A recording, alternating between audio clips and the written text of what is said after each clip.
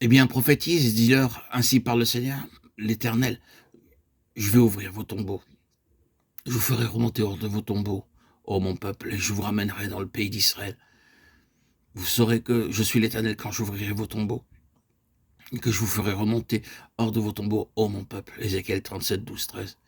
En ce jour-là, le Seigneur étendra encore une fois la main pour racheter le reste de son peuple, tous ceux qui auront échappé à la Syrie, à l'Égypte, à Patros, à Cus, à Élam, à Sinéar, à Hamath et aux îles de la mer.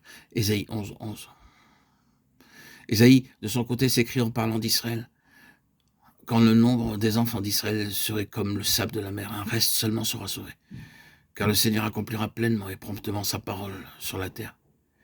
Et comme Ésaïe l'a prédit, si le Seigneur des armées ne nous eût laissé un germe de notre race, nous serions devenus comme Sodome.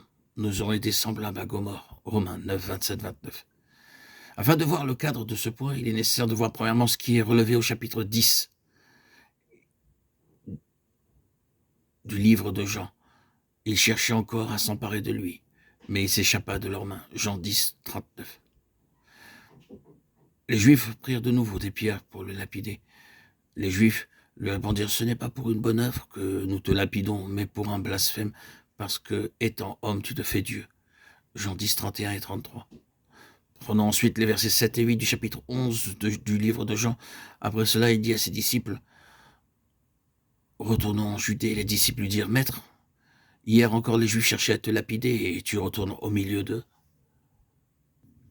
Nous voyons l'arrière-plan juif. De manière répétée, les Juifs cherchaient à lapider Jésus. Ils désiraient faire pour lui ce qu'ils firent plus tard à son serviteur Étienne, simplement le lapider et le laisser là, brisé dans son corps et mort. Ils prirent des pierres pour les lui jeter, Jean 8, 39. Tel est l'arrière-plan du 11e chapitre de Jean. Et il nous montre clairement pourquoi l'ancien Israël fut mis de côté, pourquoi Dieu devait avoir un autre Israël. Cet Israël-là ne pouvait jamais servir le dessein de Dieu. Et il fut rejeté.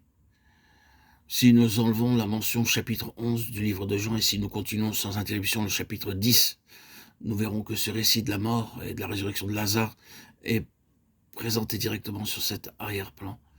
Il ne faut jamais regarder une histoire comme un incident en soi-même, il nous faut toujours reconnaître qu'elle est reliée à autre chose, et cette mort et cette résurrection de Lazare apparaissent directement sur cet arrière-plan juif. Ce n'était pas simplement une coïncidence, un événement qui arrivait par hasard. Jésus montre très clairement qu'il était dans le dessein de Dieu. Si nous relisons le récit, nous verrons qu'il est tout à fait clair, d'après ce que dit Jésus, que tout avait été arrangé et décidé par Dieu. Dieu avait décidé que Lazare devait mourir, mais Jésus ne veut pas intervenir en cela. Sa mort devait arriver parce qu'elle était liée à une grande œuvre que Dieu a accomplie.